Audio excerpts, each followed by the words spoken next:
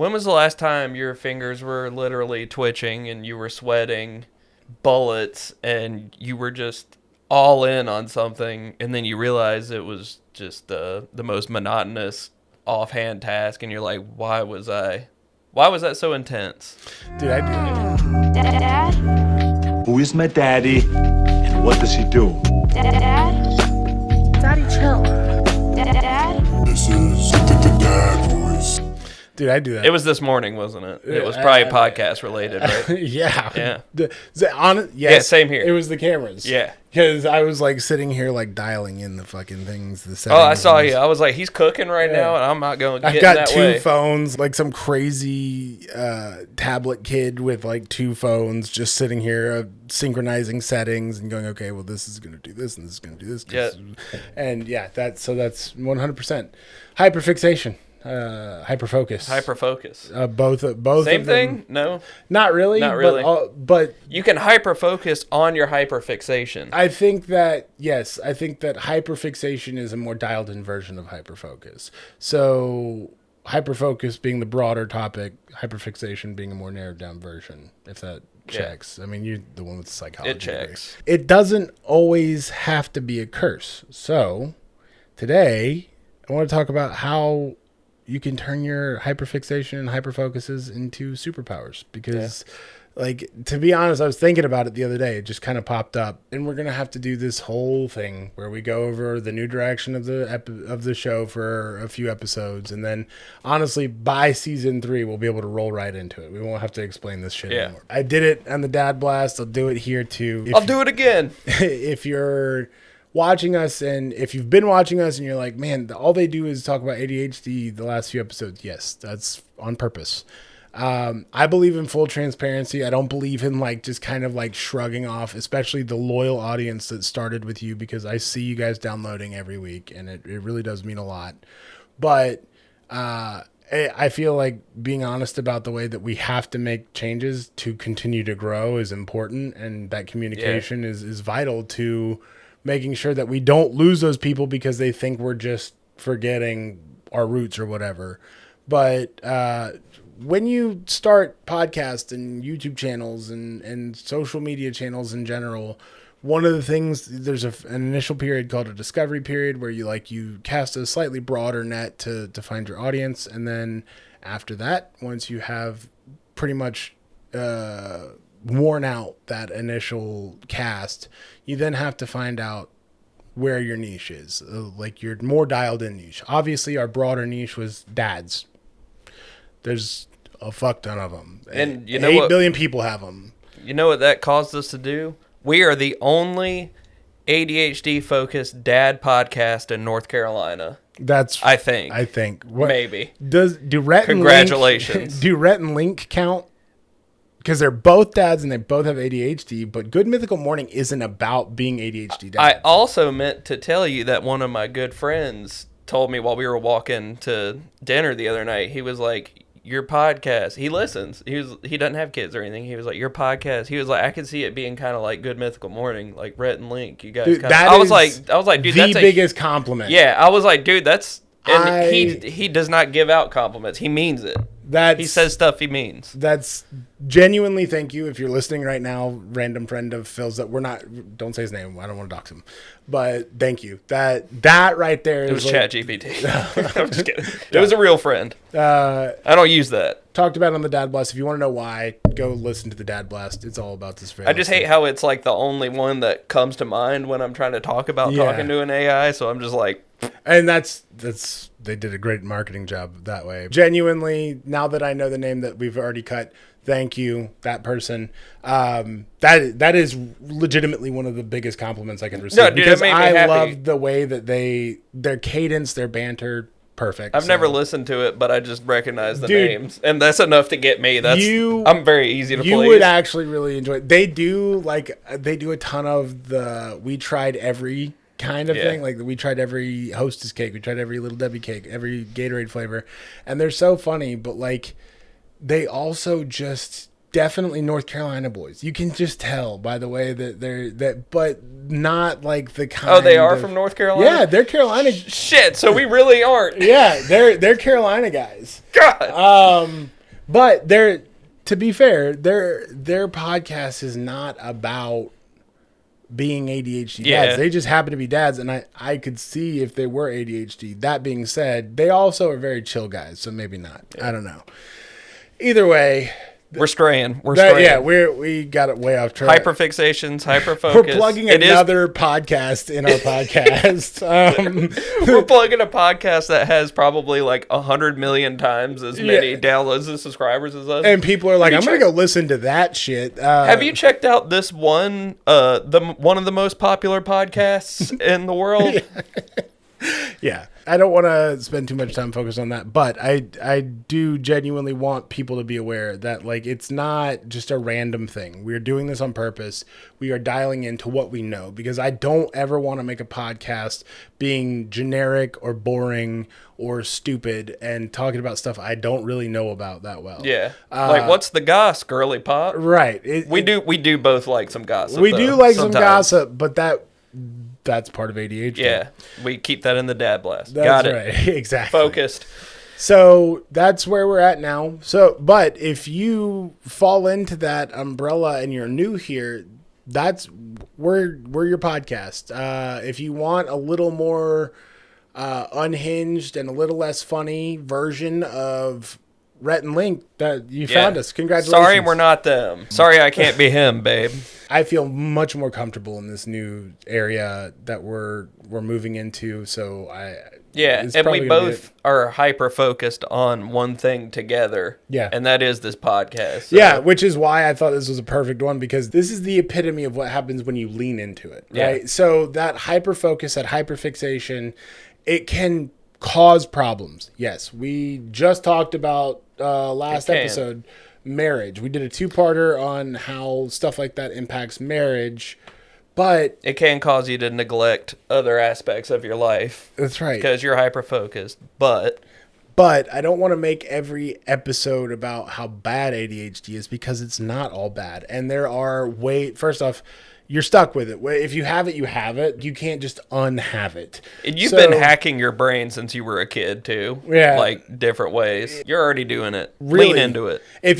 Especially, my favorite thing is when people start to hear people like us talking about the things we deal with on a day-to-day, and they're kind of like, hang on a second. I don't have a diagnosis, but this sounded awful similar. Yeah, and because of the coming down the pike. Yeah, because of the fact that most people can't afford therapy or mental evaluations to the degree that you would need to, because I think an ADHD test with insurance is like almost $400.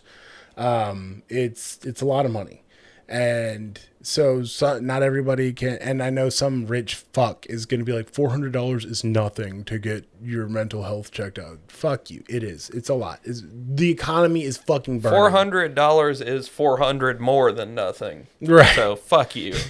$400. Very far from nothing. $400 is my phone and internet bill and and my water. Like that's 3 fucking utilities that I would lose by taking the ADHD test if I had to, but we know I got it. I got the diagnosis.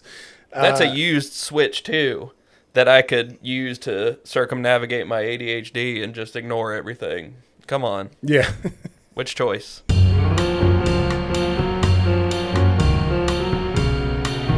I said you're capable of anything. You're just over there like hyper focused. You're just like half awake, fucking slamming the keys, and I'm just over here like, because you were dealing with shit, and I know you were driving over here, and I realized I started getting real like autistic and ADHD because I forgot that you were having a bad week, and I was sitting there going, the casual viewer rate actually dropping by 0.1% is a good thing, because it's actually over 2,000. And I was like, dude, his Siri's probably reading that shit off, and he's just like glazed over like...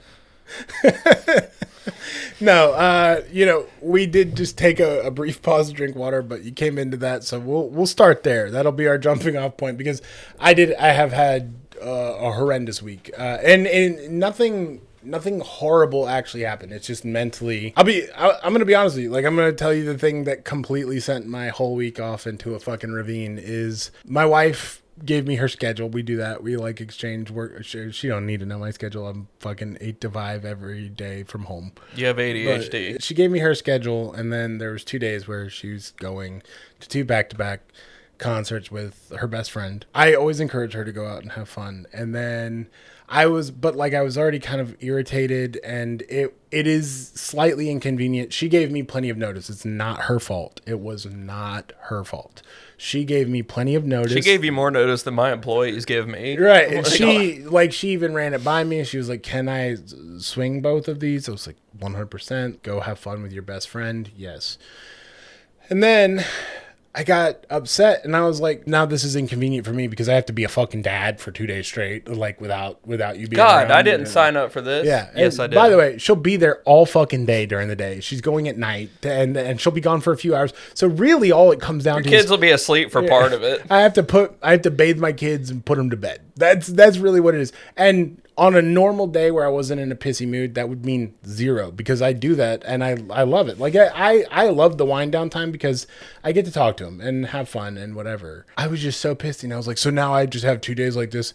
And she understood what was going on. I think she was very quick to read between the lines and go, something else is happening. So she was like, I'm sorry. I had to put myself in because sometimes you do that, especially ADHD is because it's such a rapid fire. Yeah. I very much like relate to what you're saying. It's similar situations to my wife and I too. So that's just funny. Yeah. I mean, it's obviously a situation that happens to anybody, ADHD or not. But the whole like, they could tell you're getting like you're overthinking some time commitment type thing, and you're getting bent out of shape about it already. And they're like, eventually they learn, you don't have to have a spouse who has to walk on eggshells around you, but they maybe understand a little bit. They're like, okay, I see he's going through his little thinking motion. His and fit. He's having his little fit. Just let him have it. He'll be fine in 2 days. This is the dark side of hyperfocus, I think, and hyperfixation because, and I'm getting there, but the point that I was stuck on is what really ruined my whole week and just kind of kicked off my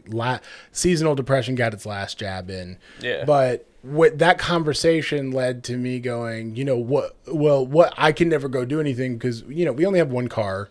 And we both have agreed that for right now, especially with me working from home, don't really need a second car. It's an expense that we can't afford at the moment and shouldn't take on. And especially because one car's working. The minute one car stops working, then, we'll get a second one. You figure it out. But the problem is, and this is something that I have to work out with myself, is I feel trapped sometimes because I work from home. I never get out of the house. Yeah. And I popped off at her and I said, what if I want to go hang out with my friends? Like, I can never do that. And she goes, then go hang out with your friends. Do you want to? And then, and then. You are right now, me. I'm your only friend left. Well, the problem. Because of hyperfocus. The problem kind of hit me square in the chest is that, like, I genuinely just don't have friends that I hang out with. I aside from this, I don't have friends that I hang out with. I'm not going to say I don't have friends. Yeah. Okay. Because I do have friends, and that would be such an insult to people. Especially, I have a friend that's been trying to get us together and hang out. It's just you have friends that you could hang out with, but you don't because you just managing ADHD and having a project and working and having kids, dude. It's a lot. Like we always come back to. It is what it is. It is. Our schedule, it has conflicted with the people that have been trying to hang out with us. And so again, I don't want to frame this like it's my friend's fault and nobody wants to hang out with me. It's just that I have pigeonholed myself into this little corner of my life, and instead of like taking a minute to stop and look outward and go, okay, there are people in my life that I can hang out with. Yeah. And like it's magnified when I see like the other day, and again, this isn't something that I'm placing on you. It's something that I had to work out in my own mind. But you were like, yeah, I just got back from hanging out with friends. And my initial thought was, oh, so he's got fucking friends. Why wasn't I invited? And I was like, fuck, who the fuck do you think you are? Like, I had to snap myself back and go, why do you think you deserve to be invited? It's like my friends that I see once a year, like literally once a year. But it wasn't even about you. It was like, no, it's about yourself. Right. You And look I inward. want to be included in something. And then, It's like, very Carl Jung type thing. The shadow, you see the shadow in other people. Half the time when you're mad about something someone else is doing, it's because you're mad at yourself for Right. either having the same tendencies or not being bold enough to do what they do. Exactly. And ask and say, hey, wife, my 2 friends are coming into town and I'm hanging out with them. She's like, that's fine. This only happens once a year. Go for it. Cool. I talk to you all the time. I'm like, yeah, we need to go shoot some guns at the range or whatever.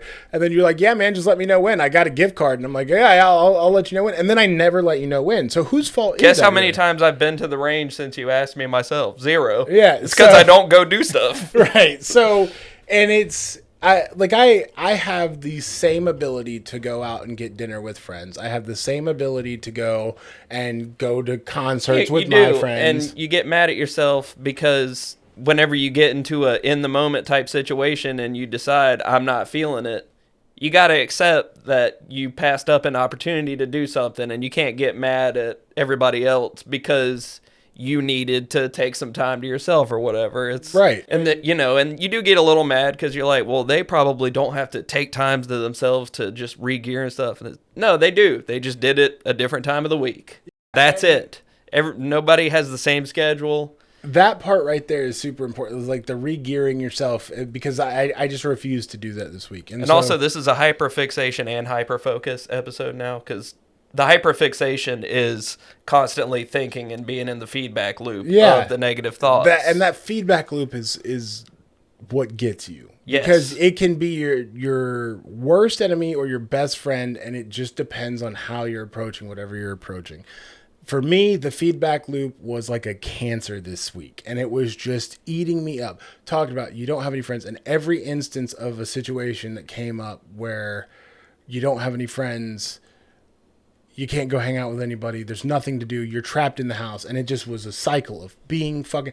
I'm not trapped in the house. I go to the fucking gym every morning. Like, every morning at 5 a.m. I get the fuck up and go out of my goddamn house. You have more time in the day than you think, because the ADHD makes you think a certain way, but you get into that hyper-focused, hyper-fixation feedback loop where you're like, I don't have time. But you're like, dude, I'm literally sitting on the couch spending my time just being hyper-fixated. Yeah, just like staring at a wall in a doom loop. And being in like choice paralysis. Like, oh, I could do something right now. And it's like, well, if you're not deciding to do something right now, then do something relaxing.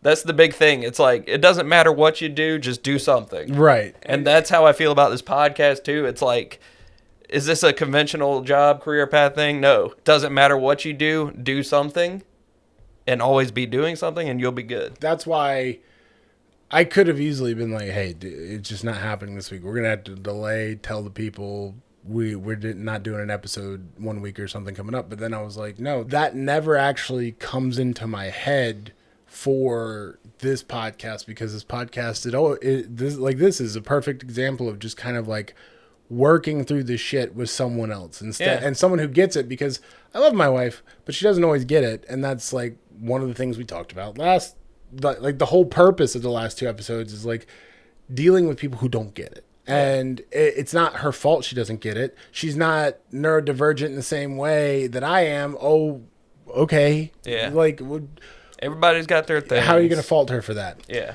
But while I was in this doom loop, it also occurred to me that like this is the dark side, but there's also a ton of strengths to this. And that's kind of where I was like, this would be a good episode, because last week was pretty defunct. There was other things going on too, but like yesterday was really like okay, let's clean the slate. I went to the Bog Gardens in our city out by Friendly Center. They're redoing the boardwalk. Yeah, by the they way. are. So soon and we knew that, so we wanted to go before they close it off for however long it takes to do that. But there was a lot of positivity yesterday. We went and retook pictures that we had taken with our oldest in the bog gardens when he was a baby, because when we first had him, we had no money, so all we had to do was free shit. You do the public all-natural photo shoot. Yeah, walking the bog gardens and stuff, and we had some pictures of us with the baby, and now he's not a baby anymore. He's a third grader, and so we recreated some of those pictures, which was really fun, and then we made new pictures with our youngest and stuff like that. And He's that old was enough great. now to go to the bog garden and be like, this boardwalk looks like shit Yeah, now. yeah. He was saying, he was like, man, there's holes everywhere. I was like, all right, Yeah. All right. Listen to the birds chirping. They're fucking fixing it. asshole. But it was nice to get that fresh air. Son, don't get me in a feedback loop. You know I'm sensitive. It was nice though. We Yeah, got it's the good. fresh air. The other part of it was like 6 months ago, before I was really like deep into the gym again and focusing on my health and stuff. I would have been winded after the first walk through just the boardwalk area, and we walked all of the gardens and everything. We did the widest loop you can walk in the bog gardens, and that's like the park across the street and everything. It all connects, and I was like still full of energy. And That's that good. was one of the best feeling things. And that was one of those moments of like, oh, there is like genuine positivity to be taken out of this. Yeah, because and you need I'm to not know dying. that your health journey has been amazing, just to illustrate it to you, because before you started going back to the gym, I could tell you were literally thinking about quitting doing the podcast just because you have to bend over and pick up a table sometimes. And I was Yeah. too, and I was just like dealing with my own stuff too. And I was like, I'm tired, man. I was like, we have to set up this stuff. Now you're just like, ain't a problem. Yeah, We both just come in and do it. here we go, knock it out. And I mean, I still want our own space just because I really, really love the idea of having it perfectly set up and never having to move it again. But this is what works for now, and I'll accept it. The superpower aspect. What's that? Perfect segue from the gym, because the gym has been one of mine. And I don't know if it's even like a hyperfixation now as much as it is just ingrained into Are you my like routine. gamifying it or anything? 'Cause Yeah. I know sometimes Yes. people with ADHD have to gamify shit. Yes. You do, to and make it interesting. I don't, like, we don't plug this app. It's not like, this is not an ad read, but I use this app called Liftoff. And Can you imagine if I heard a Cash App ding as soon as you said lift off? I'd be like, you sure about that? son of a bitch. I'm going to send this video to Liftoff and be like, you got one. You know, What about if you this? Plug us. Want to give us a hard no or a Yeah. soft no? Which one? But yeah, no, I use this app called Liftoff, and it tracks all of your fitness, and it's a social app. If you have Liftoff, I might put my link in the description so you can either check it out if you don't have it, and referrals get me, extra points or whatever. It's like the daily checklist of tasks, but it doesn't really give me anything beyond that. If you already have it, you can just add me. I'll put my friend add code. It gives you ranks. And so like Olympian is the highest rank. And so everything that you're doing up to Olympian, which I assume that eventually they're going to have to put You more- reach Olympian, but Palantir has all your data, so Trump just sends you to fight in the Patriot games. Gotcha. But the gym, I did gamify it, and it helped with that hyper focus. But like that has been a positive thing that I have hyper focused on, and I'm very much into like bodybuilding and fitness and how and like learning how to grow muscle in a productive way and making sure I'm eating correctly and making sure I'm taking care of myself. And like I can see it. I don't know. I held up thumbnails from 6 months ago to the recent ones. I had what they call sugar face, which is where a very rounded look to your face.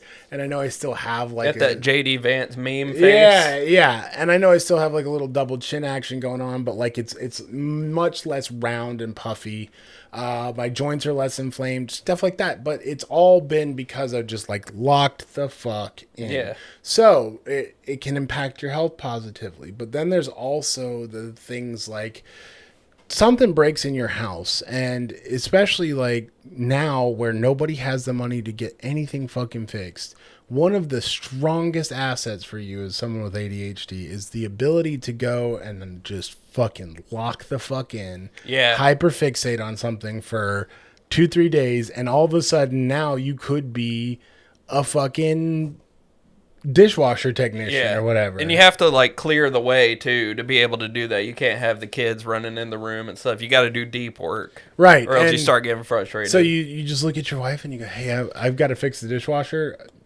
Hold them down." It's deep work time, babe. Another perfect example from my perspective is video editing. Like I edit all of our videos, and I had to learn this shit, and I'm not great at it, but I'm good enough that we're able to put videos It's out. up. There's video on the internet. And thumbnail creation, thumbnail creation, all that stuff. I just kind of like locked the fuck in. Yeah, you did. I learned it, and I still learn new things, but like I just was like, if this is gonna work, this is how we got to do it.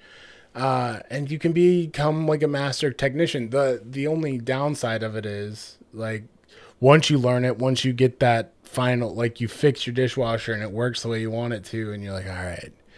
You're like, I never want to do that again. Yeah. Fuck this. And you move that shit out of your brain for something else. But, you know, I mean, it's just like... The feeling of completion, just don't do it for me.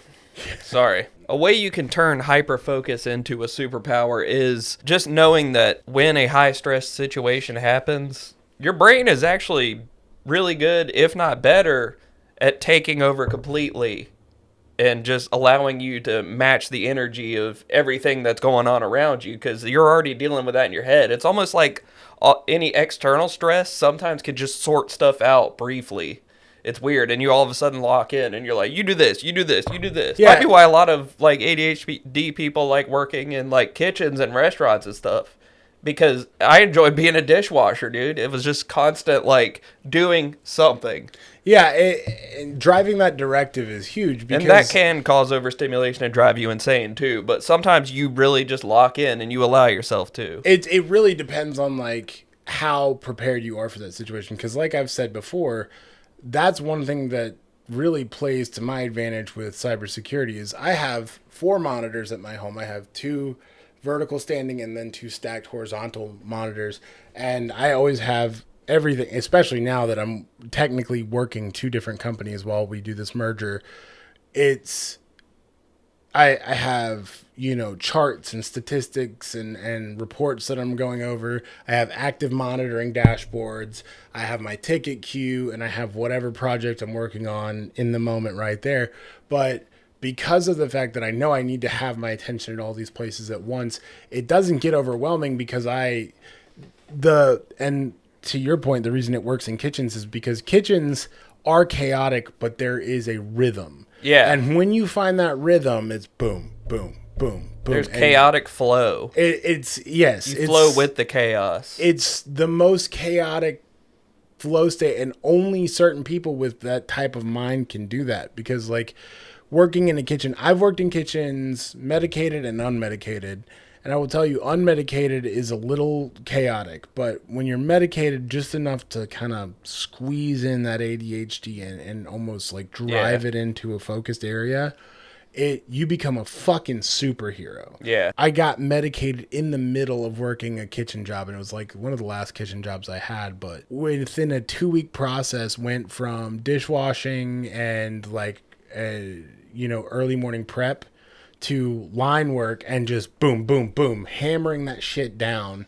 And they're like, dude, stop making so many iceberg lettuce wedges. Stop, man.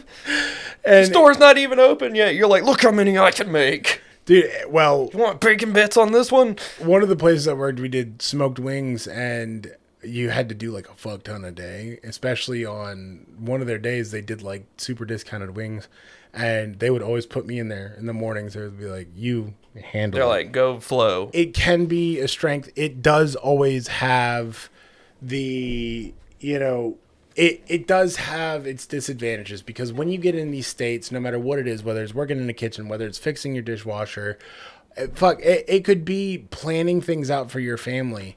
Whatever it is, sometimes you do have to have that anchor. So like sometimes if I know, because once you've had a brain like this for a while, you kind of are able to identify certain things that are going to put you into that hyperfocus state, hyperfixation state.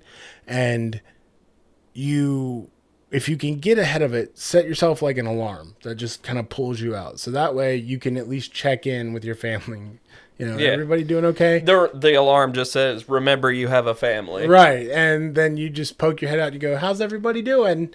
And if they're good, get back at it. If they're not, spend some time with them. Yeah, and you always know that you can lock in again at some point later. And so don't let it make you anxious that you were like, I was locked in, now I'm not. You can always re-lock back in. Yeah. And one important... You just have to set the environment and circumstances. Right.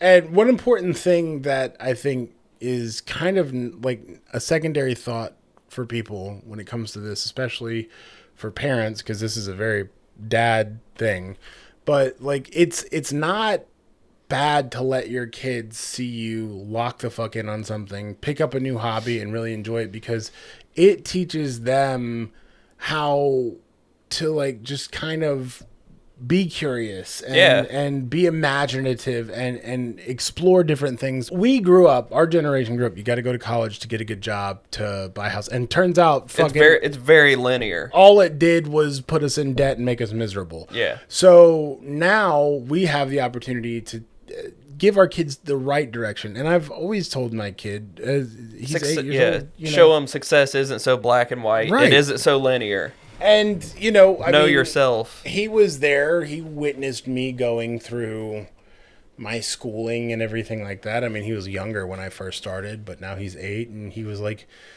very excited. And, for me... He's like, do you need help with your homework? I just finished mine. My family we didn't do anything when I graduated. There was no celebration. There was no no, that's the real world, dog. Get to work. Confetti cannons, but it's probably because of the way I approached school the whole time. First off, I was like, I don't know if I'm going back. I might go back and celebrate. You need to add that certification to your fucking LinkedIn, man. You ain't got time to celebrate. My wife was like, please, God, don't go back. But I haven't. And I don't know if I will or not. But right now it's looking like probably not. I'm just going to focus on certs and the podcast.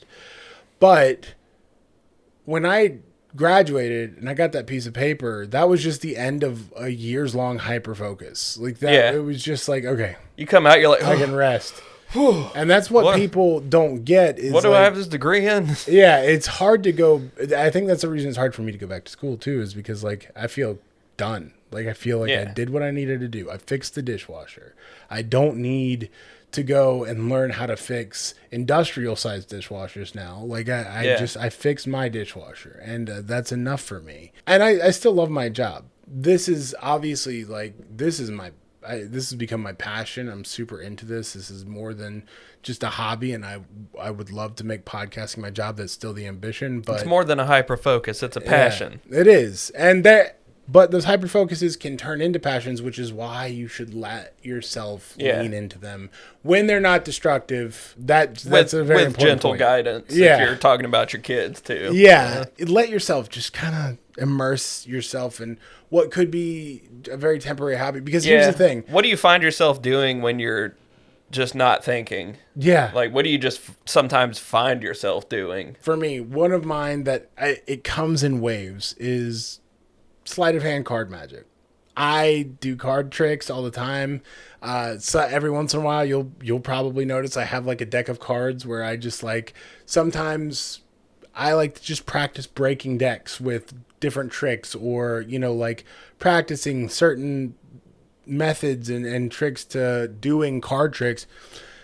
And so stuff like that, it comes back up every once in a while. And I have 20 decks of cards at the house. So when I'm in another phase of, I want to learn a new trick, I just pick up a deck and shuffle. I was going to try to figure out what the Venn diagram of autism and magic tricks look like, but I think you found the answer to that. Yeah. It's, come on, it's a circle. Yeah, it's me. But yeah, I think this was a good episode. I don't, do you have any thoughts you want to add? Because I talked a lot. I know. Boy, you can also let yourself hyper-focus on being a dad too.